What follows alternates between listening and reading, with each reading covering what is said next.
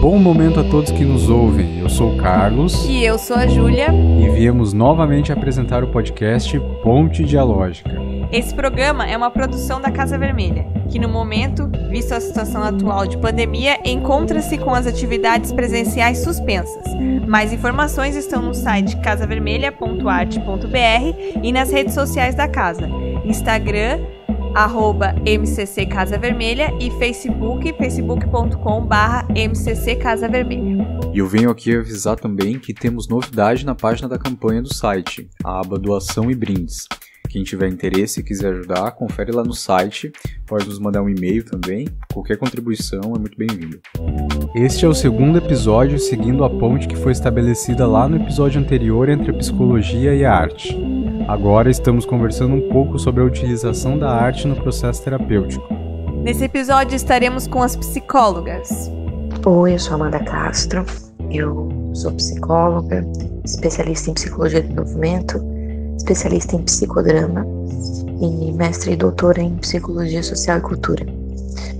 Meu nome é Lilian Yamaguchi, sou formada em psicologia pela Unesp de Bauru. Fiz um curso teórico da Escola Brasileira de Psicanálise aqui da seção de Santa Catarina e trabalho nessa linha, né, na psicanálise lacaniana. Meu nome é Bruna, eu sou psicóloga, psicoterapeuta e mestre em saúde mental, mas eu acredito que eu só consigo me apresentar de fato falando das coisas que eu amo. Eu amo ser terapeuta, ser ouvinte, guardiã de tesouros, costureira de histórias. Eu amo a psicologia e a tentativa de compreensão de tudo que é humano.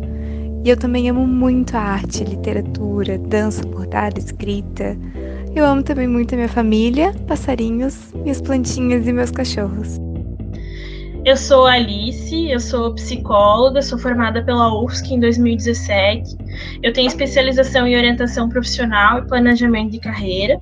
Eu estou concluindo uma formação em psicologia clínica em gestalterapia.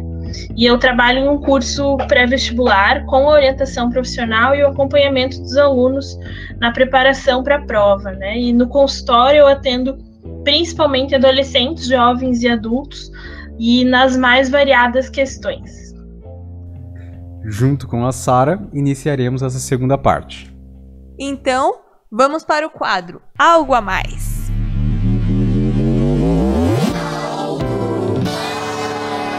Nesse quadro, como o nome sugere, traremos algo a mais sobre essa relação entre a psicologia e a arte. E agora a gente vai falar um pouco sobre arte e terapia em diferentes abordagens dos estudos psicológicos. Novamente estamos aqui com a Sara. Fala um pouco pra gente o que é a arte terapia. Arte-terapia é utilizar recursos artísticos com finalidade terapêutica, entendendo que a arte ela tem uma potencialidade muito grande em trabalhar questões emocionais. Nos conectando por meios artísticos, a gente consegue desenvolver nossa consciência, alterar nossa percepção sobre si, sobre o mundo. E então, algumas abordagens vão estar trabalhando a arte como ferramenta de trabalho, de cura. Alguns teóricos importantes da arte-terapia é Jung e Vygotsky. Ali na década de 20, década de 30, o Freud ele vai começar a analisar algumas obras de arte, sobretudo do Michelangelo, e ele vai observar que elas vão expressar manifestações inconscientes do artista.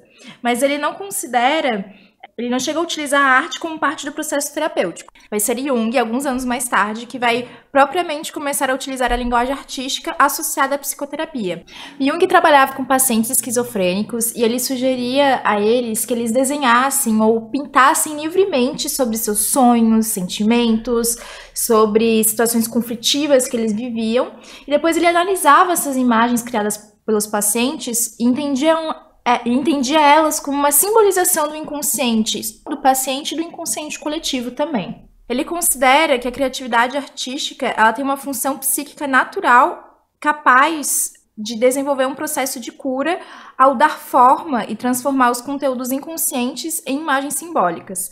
Aqui no Brasil, a gente vai ter expoentes muito importantes da arte-terapia, como a Anísia da Silveira. Ela é uma médica psiquiátrica ali da década de 60, que vai utilizar com seus pacientes, muitos que sofriam de esquizofrenia e outros transtornos mentais, a arte não apenas como distração, mas como ferramenta de cura. Inclusive, ela vai corresponder com Jung, vai trocar várias ideias, vai estimular os seus pacientes a trabalharem com mandalas, porque ela acreditava na possibilidade do homem organizar seu caos interior utilizando-se da arte.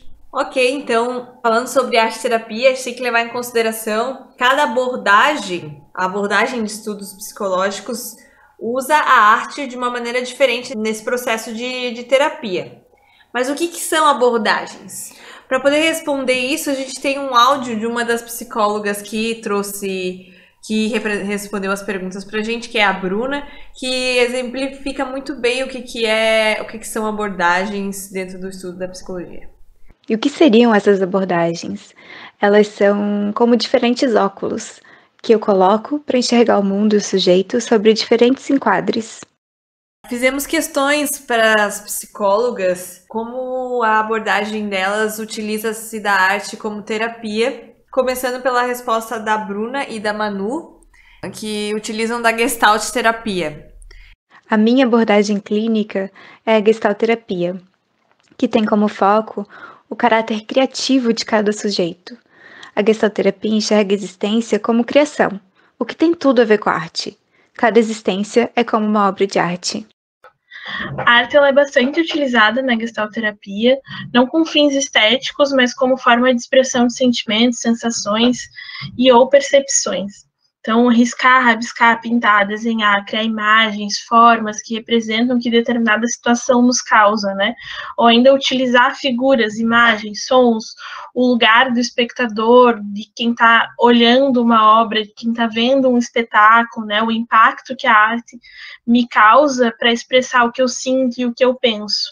Como exemplo, a gente pode pensar nessa situação que a gente está vivenciando de pandemia e eu não consegui definir o que eu estou sentindo, então eu posso solicitar ao cliente num contexto psicoterápico que tente expressar isso com desenho, com argila, como ele queira para expressar o que ele está sentindo, o que ele está pensando. Então a gente acabou de ouvir sobre Gestalt terapia e utilização da arte pela Manu e pela Bruna. Muito interessantes os depoimentos. E agora, então, a gente vai ouvir um contraponto, que é o depoimento da Lili, que utiliza-se da psicanálise lacaniana. Vamos ver se ela utiliza ou não a arte, se essa abordagem utiliza ou não a arte para fins terapêuticos. Bom, eu não utilizo nenhum tipo de arte para fins terapêuticos na minha abordagem, até porque a abordagem que eu tenho, ela não é muito terapêutica, né, não é seu objetivo. Minha abordagem é psicanálise lacaniana e ela atua muito mais no sentido da pessoa se conhecer, saber por ela mesma, tentar, né, a gente ajuda a pessoa a entender, descobrir por que ela faz aquelas coisas que ela faz, sendo que ela não tem muito controle daquilo, né? O que faz com que ela tenha esses tipos de sintoma que atrapalha a vida dela, no sentido de se conhecer mesmo. E isso acaba tendo efeitos terapêuticos, mas eu não trabalho na linha de tentar fazer com que a pessoa, tipo, a curto prazo fique mais calma, ou que tenha uma melhora no sentido do bem-estar. Inclusive, demora um pouco, mas pode ser também que logo no começo, para a pessoa estar falando ali, tenha uns fins terapêuticos, mas resultados terapêuticos, mas não é o fim. Não é o objetivo da minha abordagem, por isso a gente não trabalha com isso.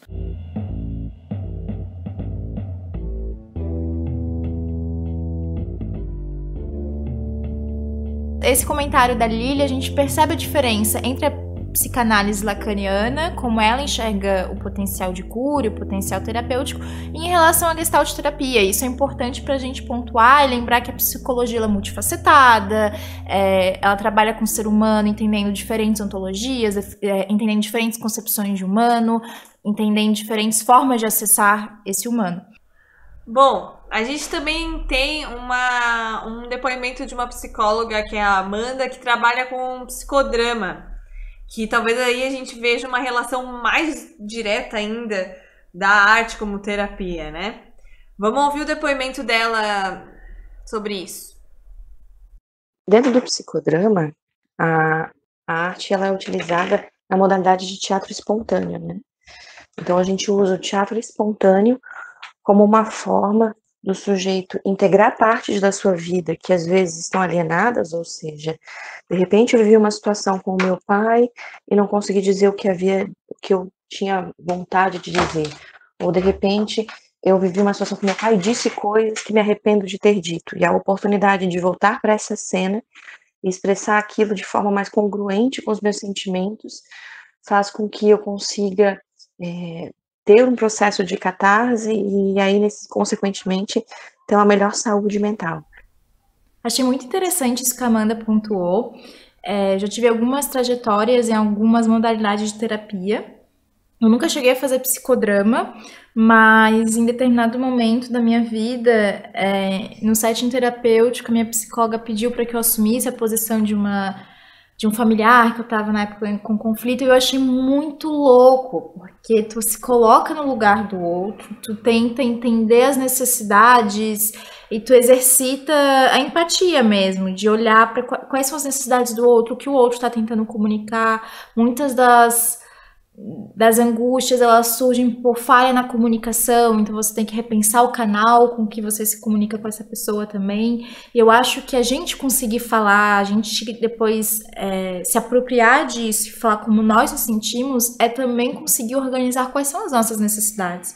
Porque é muito comum, às vezes, a gente se chatear e não entender exatamente qual é o motivo da chateação.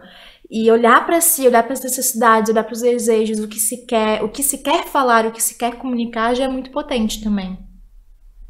Mas ficamos na dúvida sobre como nós, como atores, podemos usar do psicodrama no nosso trabalho de construção de personagem. Por isso perguntamos para Amanda também sobre isso.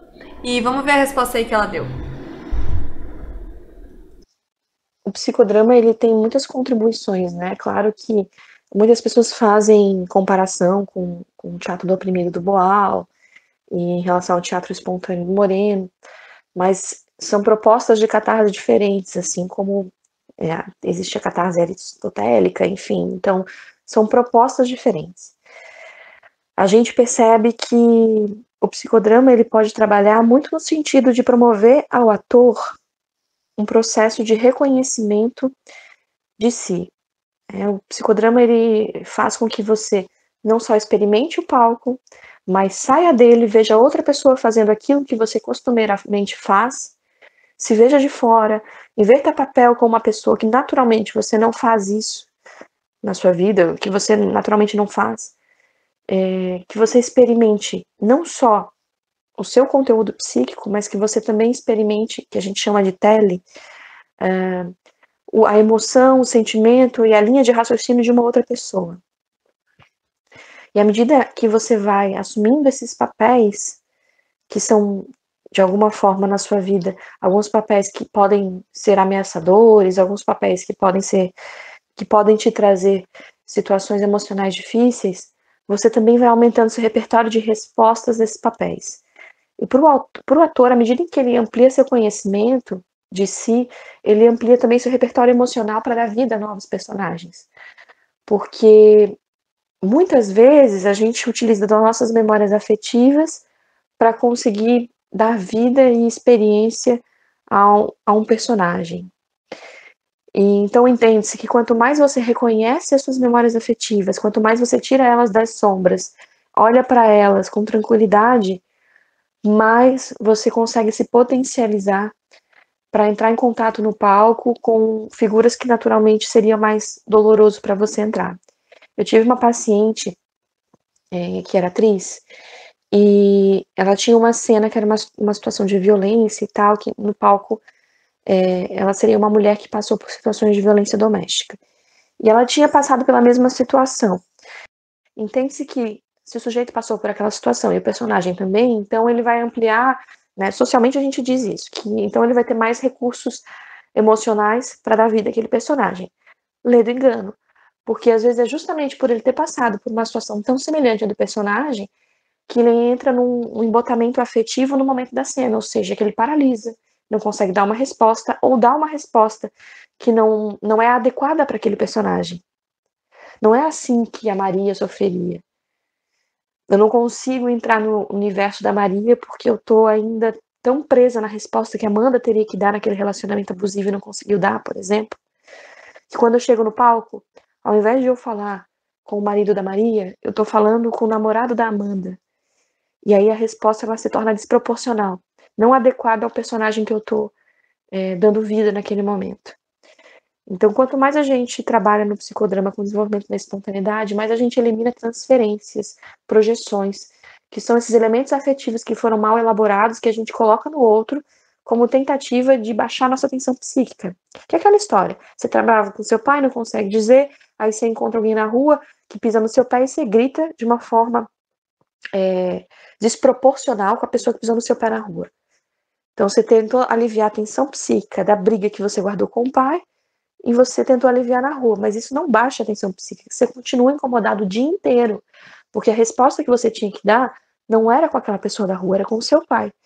Então a mesma coisa com o ator, às vezes ele vai precisar, de repente, representar personagens que tenham características de personalidade, de figuras com as quais ele tem conflitos na sua vida, então vai ter que representar uma mãe super controladora, sendo que tem uma mãe controladora, e vai ser algo que vai fazer com que ele sofra muito, não necessariamente resolutiva. Só é resolutiva à medida em que você consegue dar uma nova resposta e não fazer repetições das cenas do passado. Então, acho que o psicodrama pode ajudar nisso, assim, para que o ator possa conseguir dar novas respostas, para que em cena ele possa dar vida ao personagem de forma menos projetiva possível.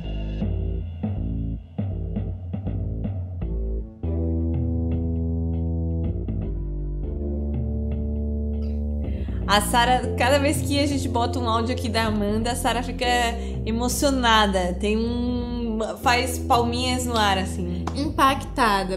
No último episódio, a gente discutiu um pouco sobre o limiar do artista entrar em contato com o seu vazio, com o seu abismo, com as questões que o machucam, com seus conflitos e fragilidades. E a gente discutiu um pouco isso sobre até que ponto o artista, por entrar em conexão com isso em nome do personagem, mas ter esses problemas mal resolvidos do passado, ele acaba depois não conseguindo se desconectar da dor do personagem, porque ainda é uma dor muito latente para ele. Então, acho que isso reforça muito o papel, não só do artista, né, mas de todo profissional, aí se todo mundo puder estar fazendo terapia ou estar podendo se conectar com seu abismo, com suas fragilidades, com seu vazio, porque uma hora ou outra você vai ter que entrar em contato com isso e que você possa estar fortalecido, que você possa estar entendido do que se passa aí dentro, ao ponto de que você consiga fechar a torneira depois da interpretação do personagem. O Augusto Boal é um dramaturgo, teatrólogo, que criou esse conceito do teatro do oprimido, que seria uma maneira de você, através do teatro, causar uma transformação social. Então, ele usa o teatro como mecanismo de transformação social. Por exemplo, tem Centro de Teatro do Oprimido em Angola, que trabalha com a questão da AIDS, tem Centro de Teatro do Oprimido da Índia, que trabalha com as mulheres em relação à opressão de violência doméstica e etc. Mas o teatro do oprimido não é a mesma coisa que o psicodrama. O indivíduo, ele também tem essa camada social, né? Então, Claro. por exemplo, quando você cita ali esse centro na Índia, a violência doméstica perpassa a dor individual para cada mulher que sofre disso, mas é um puta de um construto social, então não é apenas a esfera individual dela, né? Importante, às vezes, a gente lembrar que somos esse indivíduo e esse ser social ao mesmo tempo, assim. Além da questão da abordagem, também há a questão da área de atuação de cada psicóloga, que isso vai decidir se ela vai ou não usar a arte como terapia, se cabe ou não. E nesse caso a gente tem a Manu, que ela trabalha em cursinho com adolescentes, e partindo dessa área de atuação dela, a gente fez algumas questões baseadas na arte e ensino de arte para adolescentes, já que é uma coisa que a gente discute muito lá na Casa Vermelha, sobre essa defasagem do ensino de arte, qual seria o produto disso num futuro, assim, numa sociedade, né? Acho que os principais benefícios do ensino da arte é esse lugar da percepção do sentir, do deixar tocar-se, da sensibilidade, né? A arte, ela permite que a gente explore sentimentos e ações que, na maioria das vezes, as palavras, de forma racional, elas não conseguem dar conta. Então, eu acredito muito que o ensino da arte possa colocar jovens e adolescentes em contato com isso, principalmente nessa fase em que é muito difícil para um adolescente expressar, dar um nome para o que ele está sentindo, se é medo, se é angústia, se é raiva, se é amor. Então, essa explosão de sensações, a arte pode ser muito valiosa para expressar, para dar um caminho para esse sentimento, né? O ganho realmente no ensino da arte, não só no ensino, mas no contato com a arte, como ela é apresentada para a nossa vida, esse lugar da conquista dessa sensibilidade, que por muitas vezes ela precisa ser negada na nossa sociedade, né? A gente conseguir exercitar isso é muito valioso. Com certeza, questões como criatividade, elas vão ser úteis no nosso dia a dia durante toda a nossa vida, né? E no momento que a gente acaba reprimindo esse tipo de conhecimento, de habilidade na nossa vida tão cedo, que tipo de adulto, né, que a gente vai estar sendo no futuro tem essas habilidades plenamente desenvolvidas? Tá, a gente falou aqui da literatura e a gente vai estar ouvindo o áudio da Bruna, em que ela coloca como a literatura é uma das principais linguagens artísticas que ela usa no processo terapêutico. Eu utilizo a literatura de diversas formas na minha prática clínica. Às vezes eu recomendo livros inteiros ou capítulos. Um dos livros que eu mais recomendo é As Mulheres que Correm com os Lobos, da Clarissa Pinkola Estés.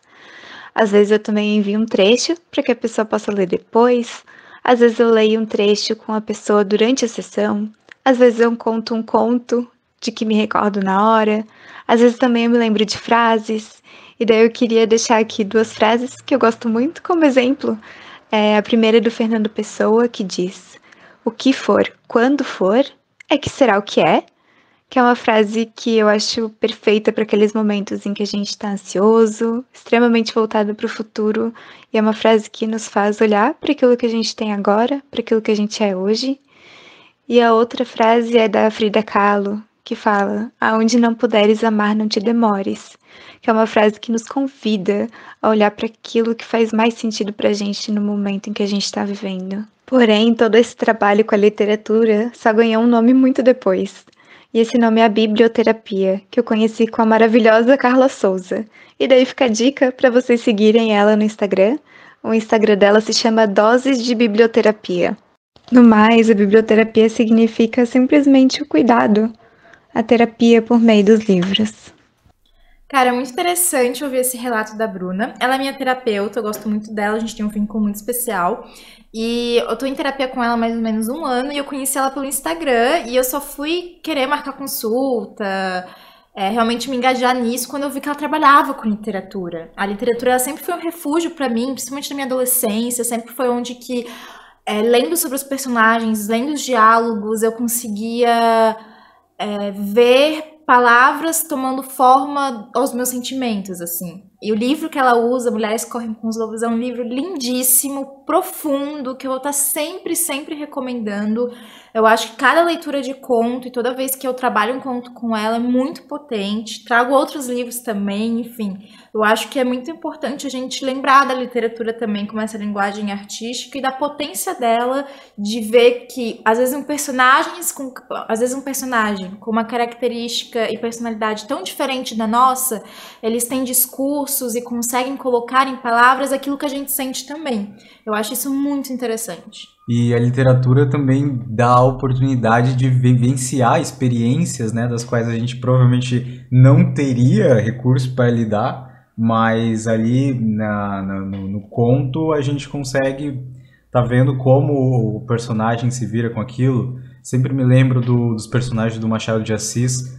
Eles te colocam numa situação muito complicada, mas acaba te dando um desfecho do qual você nunca iria esperar. Total. Até mesmo ali com o Alienista, né, que trata dessa questão da loucura e a relação do médico com todo aquele universo. Bom, Machado de Assis para mim é sempre uma referência nessa questão de esse desenvolvimento do personagem e como isso pode ajudar na definição de sentimentos. Nesse momento de quarentena, tem muito se falado sobre ler, né? Uma das sugestões é sempre o que fazer na quarentena, ler um livro e tal. E aí eu peguei um livro que eu tinha aqui para ler, que eu ainda não tinha lido, que que chama México, do Érico Veríssimo. E ele faz um diário de viagem, assim, dele pelo México.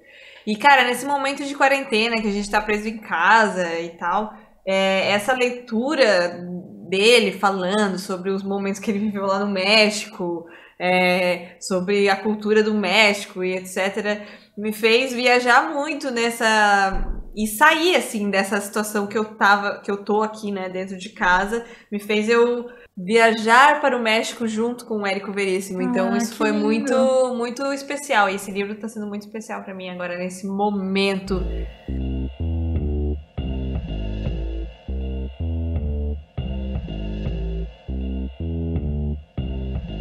Então agora a gente segue para o nosso quadro do Relato do Artista. Relato do Artista.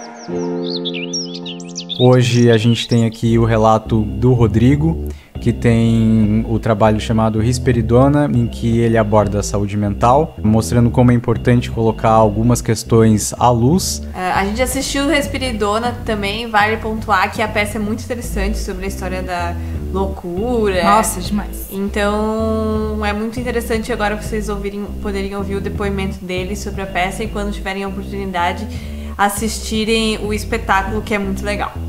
É uma peça realmente muito impactante. Depois que eu assisti, chamei família, chamei amigos, colegas da psico para irem assistir. Uma peça muito necessária, é um diálogo muito interessante que o Rodrigo também traça com o Nis da Silveira e como ele traz esses profissionais e todo o engajamento dele em prol da construção de uma saúde mental que considere todas as pessoas realmente. Olá pessoal da Casa Vermelha, meu nome é Rodrigo Chapieski e sou da Companhia de Artes Vento Negro, do meio oeste catarinense. Atualmente estou morando em Joinville, mas continuo ligado à companhia através do espetáculo Risperidona. O Risperidona é o remédio que se dá às pessoas que têm um transtorno mental, principalmente a esquizofrenia. E também é o nome do meu solo narrativo, do solo que fala sobre os transtornos mentais, sobre a história da loucura, sobre a arte e a loucura. E o processo criativo começou a partir de um curso que eu fiz em Joinville com o Júlio Adrião, que é baseado na técnica do solo narrativo, onde o teatro físico juntamente com a fala se complementam, onde não tem necessidade de nenhum cenário, nenhum adereço, nenhum figurino específico, simplesmente o ator, a fala e o público, que é o que faz o teatro acontecer.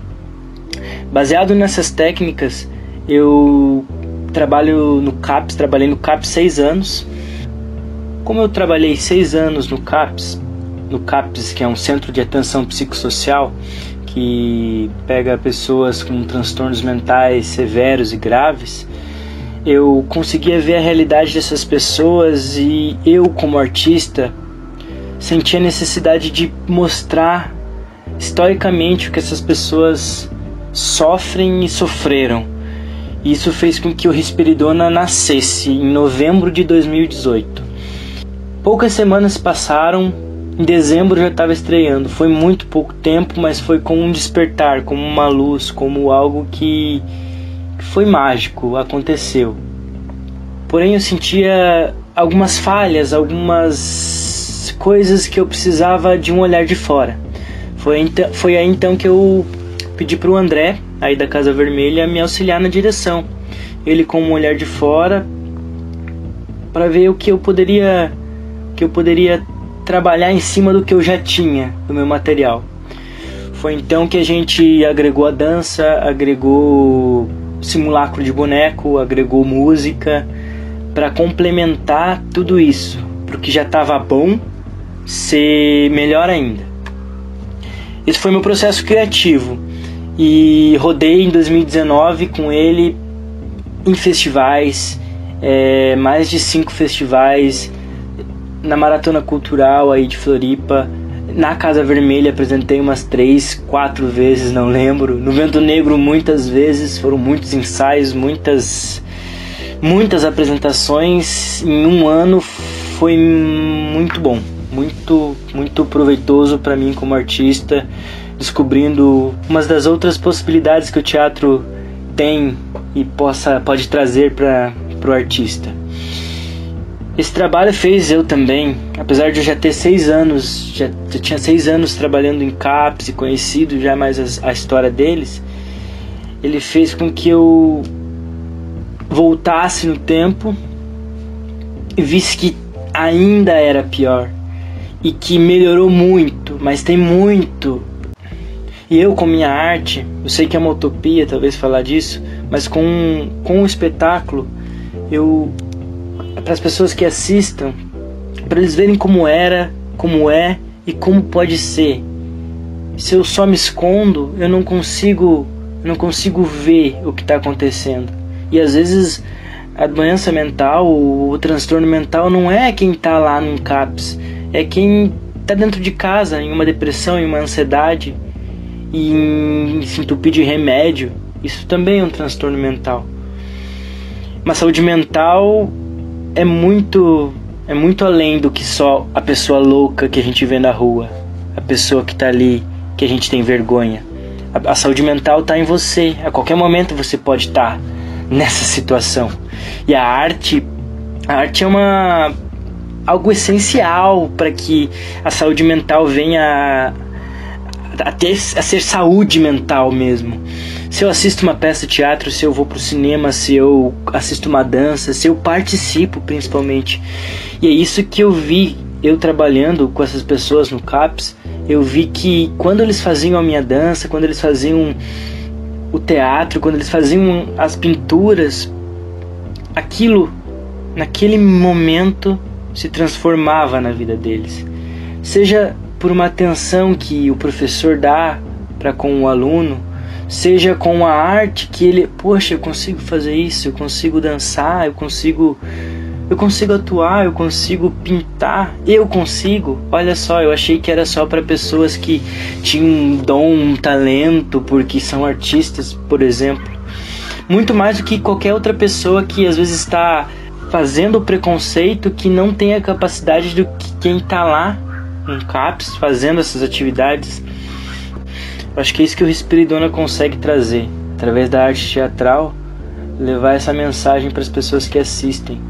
E também para quem tem algum transtorno mental que se assista, para ver que hoje também as coisas mudaram e que ele tem voz. Eu acho que esse é o principal papel do Rodrigo como artista, juntamente ao Respiridona, ao André, ao Vento Negro, à Casa Vermelha. É a minha maneira de mostrar a realidade dessas pessoas. É isso. Boa noite, bom dia ou boa tarde para quem esteja ouvindo. Agradeço. Até a próxima. Sobre o nosso último episódio, em memória ao ator australiano Heath Ledger e aos comentários recebidos, fica aqui a indicação do documentário I Am Heath Ledger, que conta com uma série de takes gravados pelo próprio ator, ajudando a mostrar o retrato do artista e desmistificando algumas crenças acerca de sua morte. Agora a gente vai para o nosso quadro de indicações. A minha indicação para essa segunda parte é o livro A Estética do Oprimido, do Augusto Boal, que fala exatamente sobre a trajetória dele com o teatro do oprimido e sobre questões estética e arte e vivência social, como o teatro pode transformar a vida das pessoas que dele praticam. A minha indicação vai ser o livro da Anísia da Silveira, que brevemente a gente citou lá no início do episódio, Imagens do Inconsciente, em que ela fala um pouco sobre essa perspectiva junguiana, sobre arte-terapia, sobre como ela trabalhou isso com os pacientes dela. Indico também o documentário que tem sobre ela e sobre o livro no YouTube. E indico também o filme sobre a história de vida dela, que é O Coração da Loucura. Muito interessante. Nise é uma figura importantíssima, ela precisa ser sempre muito lembrada. A minha indicação, ela vem de uma indicação que eu recebi uma vez, que é o livro A Arte Cavalheiresca do Arqueiro Zen. Eu não me arrisco em pronunciar o nome do autor, que é alemão, meu alemão não está em dia, mas ele trata principalmente da relação com a arte e nesse lugar de se desprender da finalidade que a gente tende a colocar na arte. Bom, acho que é mais isso mesmo. Então, para seguir a lógica do que eu tenho dito até então, eu sou uma admiradora do Márcio Balas e ele tem, né, um podcast, inclusive, que eu ouço costumeiramente, e ele tinha, né, o grupo Jogando no Quintal, que para mim também é um dos grupos que jogavam jogos de improvisação de forma muito brilhante, e o Márcio Balas tem toda uma trajetória na arte do improviso que me emociona muito, porque para ele a arte do improviso também é a arte do improviso da vida. E nesse sentido ele também se aproxima muito daquilo que a gente preconiza no psicodrama. Ele também, né, já fez parte aí de alguns grupos de psicodrama e ele é uma pessoa que entende e fala muito dessa necessidade do olhar de sim na cena, né? De que quando alguém te propõe alguma coisa em cena, que você possa dar continuidade a essa proposta e aceitá-la primeiro, para depois conseguir compreender de que forma o teu corpo recebe esse sim e entender a sua resposta depois que você já deu esse sim. Porque acho que Balas, ele traz essa contribuição e claro, né, dentro da linha a ótica do teatro, que é a contribuição da necessidade que a gente tem do nosso cotidiano de permitir dar sims, algumas respostas, algumas perguntas e algumas respostas que a gente recebe do universo. Então, acordei de manhã e uma amiga mandou uma mensagem falando: vamos gravar um podcast? Eu digo sim. E depois eu descubro como é que vai ser essa experiência. E no meio do caminho, essa experiência ela vai se engrandecendo à medida em que eu vou me deixando experimentar e me permito me explorar nessa experiência. Então os sims, eles, de acordo com Balas, eles vão nos oportunizando essas experiências que vão fazendo com que a gente, de alguma forma, se reconheça em palco e na vida, né? Bom, eu não sei se é exatamente uma indicação, mas é uma artista que eu tenho estudado nos últimos tempos. Assim, há uns dias atrás eu estava bem interessada, ainda estou pesquisando bastante, mas eu já tinha lido alguma coisa, que é a Marina Abramovic. Eu tenho achado, estou tentando estudar mais, né, essa questão da performance, como é que ela, o que ela pensa, como é que ela atua, como é que isso é hoje, como é que seria para cada artista, como se construir uma coisa autoral em relação a isso. Até porque é algum tipo de referência, mas né, tipo, cada artista vai ter a sua obra, né, no que diz respeito a si. Um artista que eu indico, que eu gosto muito, é o Suzano Correia. Ele é um artista aqui de Florianópolis e ele tem representações humanas aliadas a sentimentos. Então as imagens que ele constrói me tocam muito. Ele consegue, no traço do pincel e do lápis, desenvolver várias formas de sentir. E outra coisa que eu gosto do que ele faz é que ele divulga todo o trabalho dele no Instagram. Então essa aproximação do artista com diferentes públicos, para mim, me toca muito.